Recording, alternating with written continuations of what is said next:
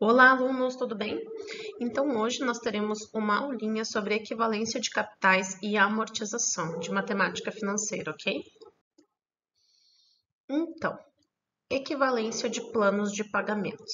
O que é equivalência de planos de pagamentos? Bom, quando dois planos de pagamentos são considerados equivalentes, significa que quando os valores atuais ou os valores presentes destes termos numa data de referência forem iguais numa data de referência zero, considerando uma determinada taxa de juros. Então, você tem dois planos de pagamento diferentes. Eles serão equivalentes quando, em uma data de referência que você escolher, que é, por exemplo, T0 aqui, e em uma determinada taxa de juros que você também escolher que seja a mesma para os dois, estes planos derem o mesmo resultado.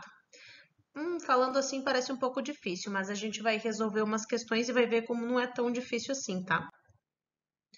Então, a gente tem aqui, ó, os capitais V1, V2, V3, com vencimento nas datas T1, T2 e T3, considerados a partir da data zero, são considerados equivalentes se os respectivos valores do outro plano, nas datas de referência considerada determinada taxa de juros, forem iguais. Então, eles serão equivalentes, ou seja, V1 dividido por 1 mais I na T1 é igual ao V2 dividido por 1 mais TI elevado na T2.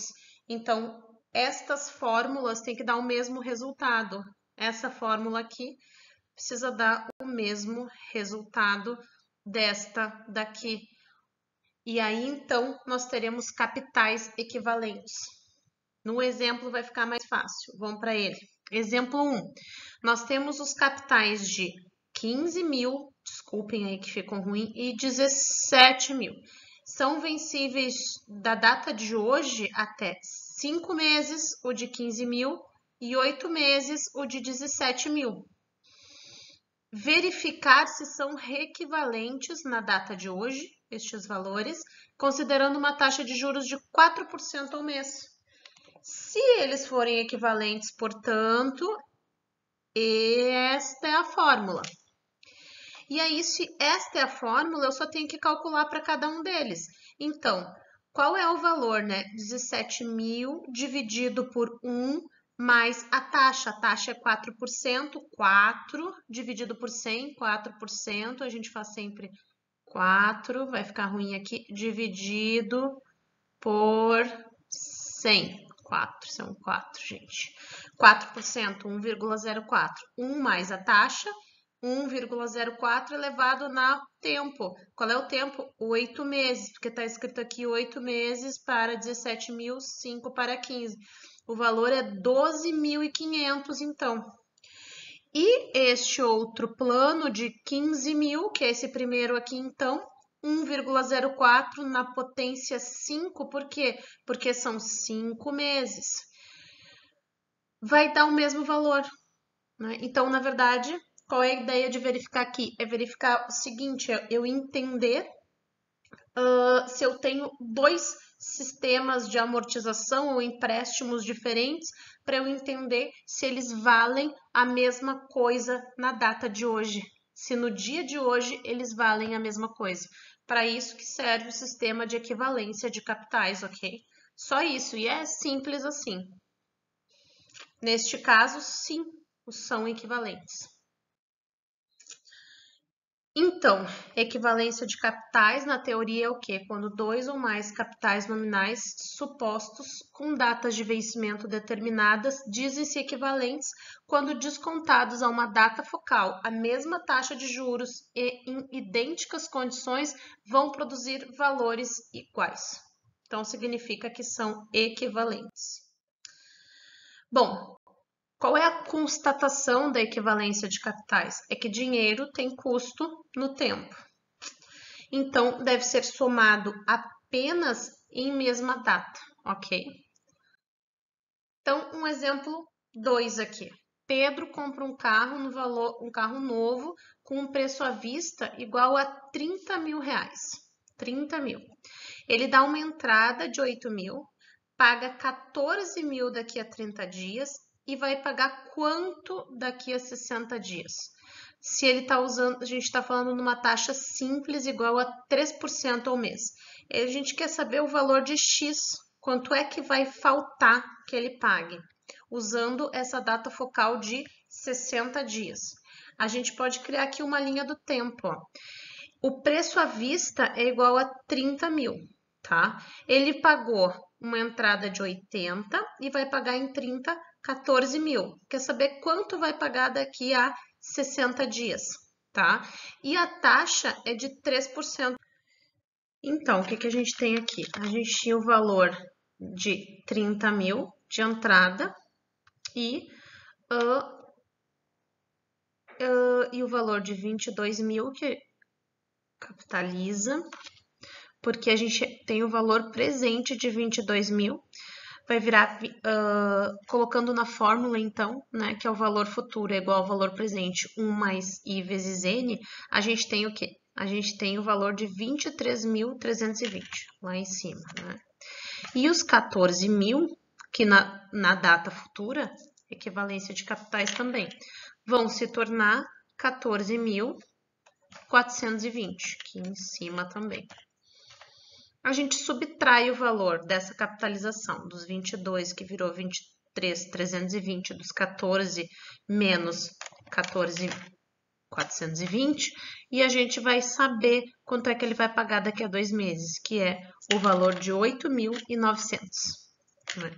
Então, é assim que a gente faz equivalência de capitais. Nesse caso, a gente capitaliza os dois valores que foram pagos até a data futura e utiliza a fórmula, então, que é essa daqui, de valor futuro, porque nós temos o valor presente e o tempo da capitalização de cada um deles, beleza? É isso aí.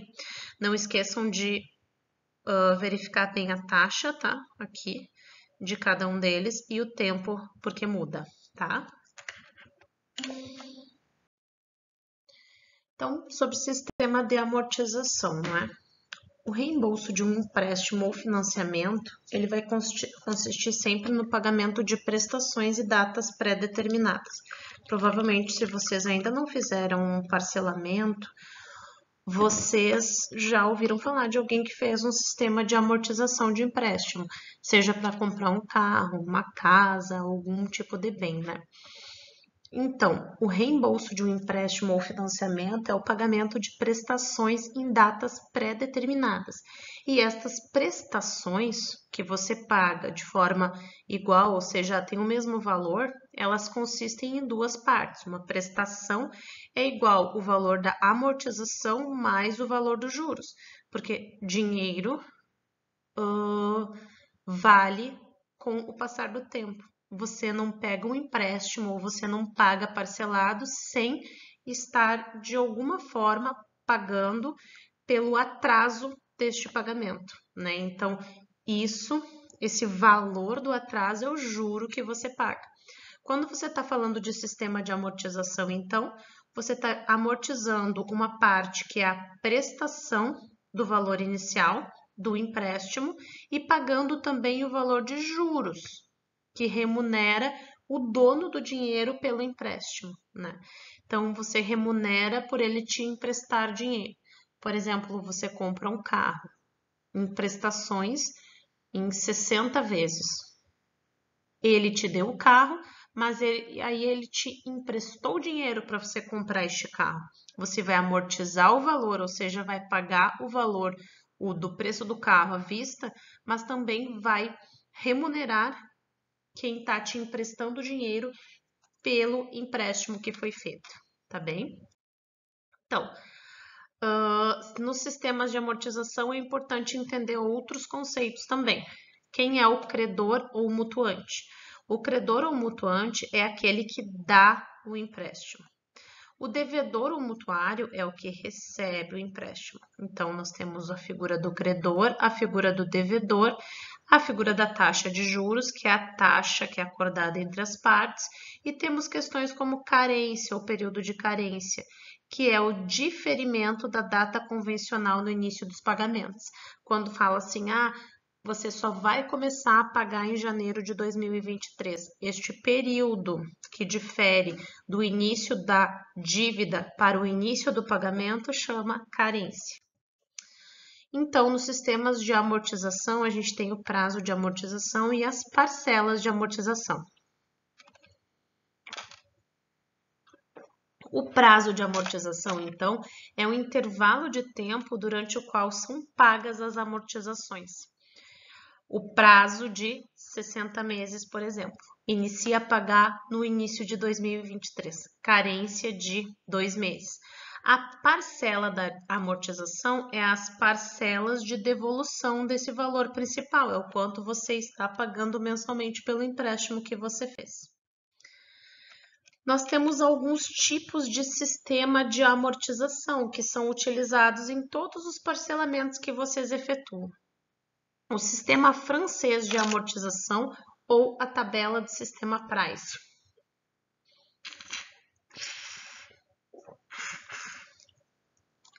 No sistema francês de amortização, as prestações elas são iguais em sequência, ou seja, ela é considerada uma série uniforme de pagamentos. Neste sistema, o juro é decrescente, ele vai diminuindo, e a amortização é crescente. Você vai pagando cada vez menos juros e você vai pagando uma parcela maior da amortização ao longo do tempo. A cota de amortização na última prestação é exatamente igual ao saldo devedor anterior. Finda os juros e você paga só o que você ainda deve. O saldo devedor em um determinado momento é o valor atual da série e vai corresponder aos pagamentos que são devidos. O sistema francês de amortização ou Price é utilizado na compra de bens de consumo, né? Alguns autores consideram a tabela Price como um caso particular do sistema francês de amortização, em que a única diferença é que a taxa de juros da operação é nominal.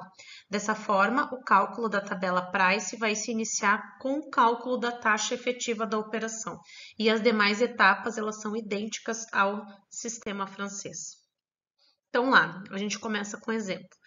Uma máquina custa 10 mil com financiamento em até 5 anos. Então, a máquina custa 10 mil com financiamento de 5 anos. Carência do principal e de juros no primeiro ano, ou seja, no primeiro ano você não paga nem principal e nem juros. E parcelas anuais calculadas numa taxa de juros igual a 10% ao ano. Essa é o valor da taxa de juros. Então, a gente tem aqui questões importantes. A gente monta a tabela e coloca o seguinte, a gente tem o saldo inicial, que é sempre igual ao saldo anterior. O valor dos juros, que é o valor da dívida vezes o valor da taxa, neste caso, 10 mil vezes 10%. O valor da amortização, que é o valor da prestação, menos o valor dos juros. O valor da parcela, que é calculado por uma fórmula, e o saldo final, que vai ser então igual ao saldo inicial mais os juros menos o valor da prestação. Então tá tudo aqui. Aí a gente efetuando esses cálculos, a gente vai ter o quê? O saldo inicial ali no primeiro ano, que é de 10 mil. A gente tem o valor dos juros, que é 1.000 anual. E aí a gente tem o seguinte, lá, né, no título dizia o quê? Dizia que carência de juros no primeiro ano e parcelas anuais calculadas com base em uma taxa de 10% ao ano. Então, carência do principal e taxa de juros igual a 10% no ano.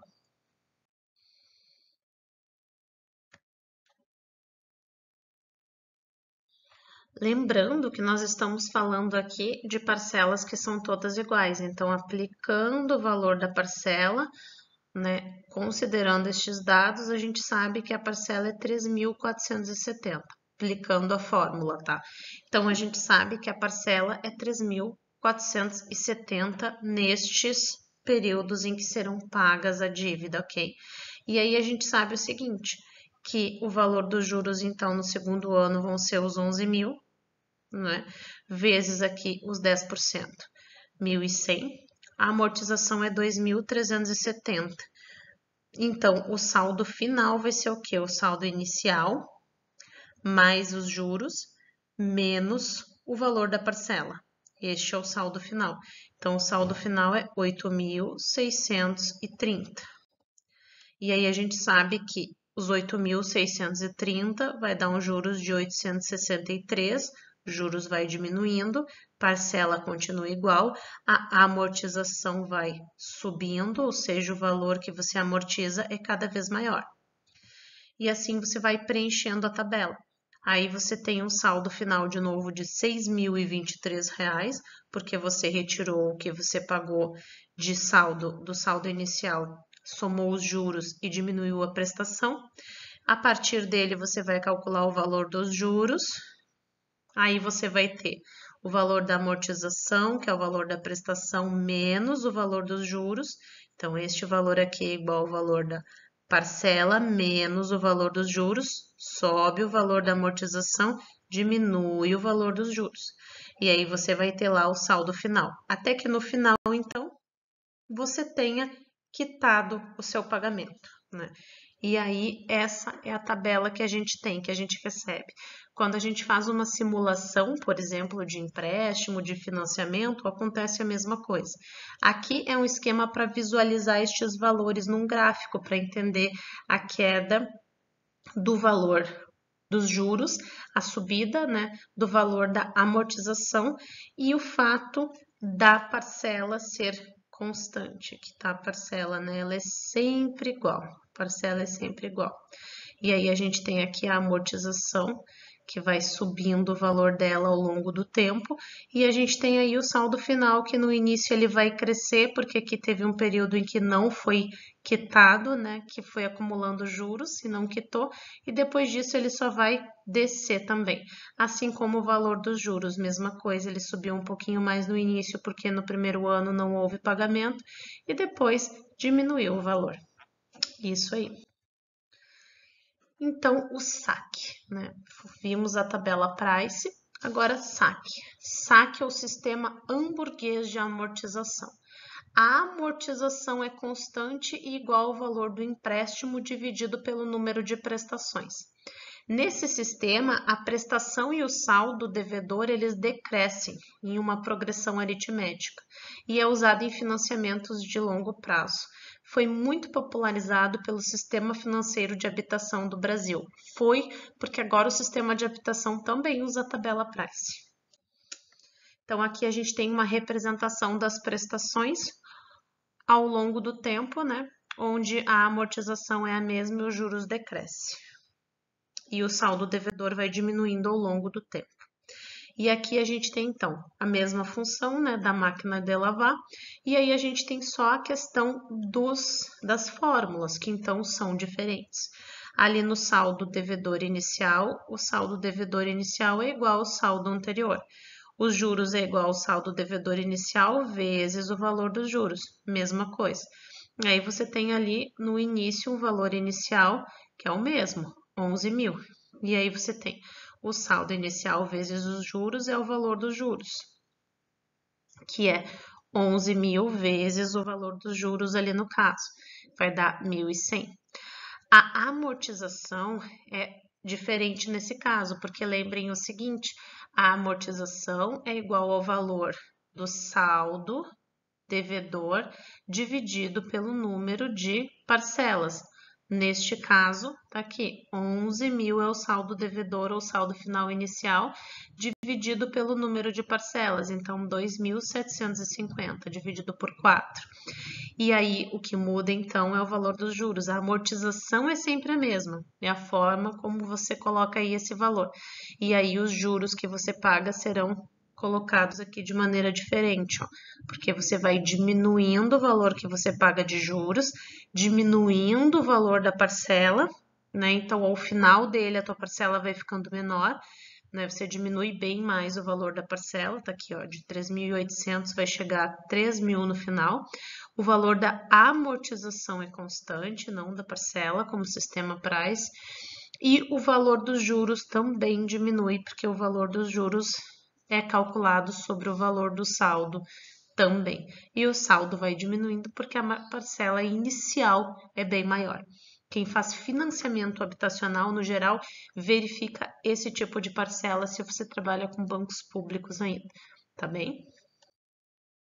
Então, aqui a gente verifica como é que isso fica num gráfico, né? Onde a gente tem o valor da amortização, que é constante, onde a gente tem aqui o saldo final, que vai diminuindo bastante, há o valor da parcela, que diminui nesse caso, ela não é constante como a price, na price a parcela é constante, e o valor dos juros, que diminui ao longo do tempo também. Então, o valor dos juros que vai diminuindo. E nós temos o sistema americano de amortização. Nesse sistema, o devedor se obriga a devolver o principal em uma só parcela no prazo final, e os juros são pagos durante a carência ou capitalizados devolvidos juntamente com o principal. Todo o prazo do empréstimo é considerado carência e amortização e feito no último pagamento. A forma de pagamento dos juros define as duas modalidades desse sistema americano. Então, no sistema americano, por exemplo, para amortizar uma dívida de R$800 em 4 anos a uma taxa de 10% ao ano, ficaria mais ou menos dessa forma. Você não paga prestações ao longo do tempo, você paga somente o valor dos juros. E lá no final, você tem que quitar o saldo final inteiro da sua dívida. Então, na última parcela, que tá a última parcela, você amortiza os R$800. Ao longo do período do tempo, você vai pagando os juros relacionados a esse período. Então, você paga no total este valor aqui de juros, por exemplo. E aí, você paga lá no final, você paga ao longo do tempo somente os juros. E aí, você vai lá no final ter que pagar um valor que é a amortização mais juros, né? E aí você tem um valor de amortização final, que digamos que seja esses 1.171,28, né? É uma forma diferente. Para juros baixos parece bem atrativo e para tempos curtos de empréstimo, onde você pega o dinheiro, espera um período e devolve o dinheiro mais um valor de juros. Mas isso ao longo do tempo fica muito pesado, né? Então, no geral, o sistema americano é para valores muito baixos, para períodos bem curtos, senão não funciona. E tem o sistema americano com pagamento periódico de juros, né? Que voltou.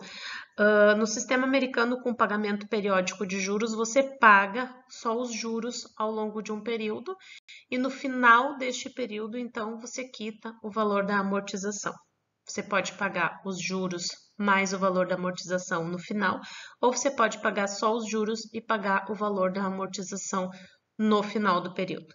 E tem também o sistema de amortização misto, que na verdade daí tem uma fórmula para pagar, que é uma média entre a tabela price e a tabela saque.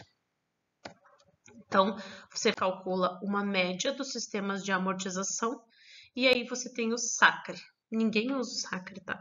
É só uma média e aqui tá as fórmulas medianas de cada um dos sistemas da price e da saque, que a gente viu os primeiros, e aí você vai calcular uma média entre os dois sistemas para efetuar o pagamento. Dificilmente se usa esses.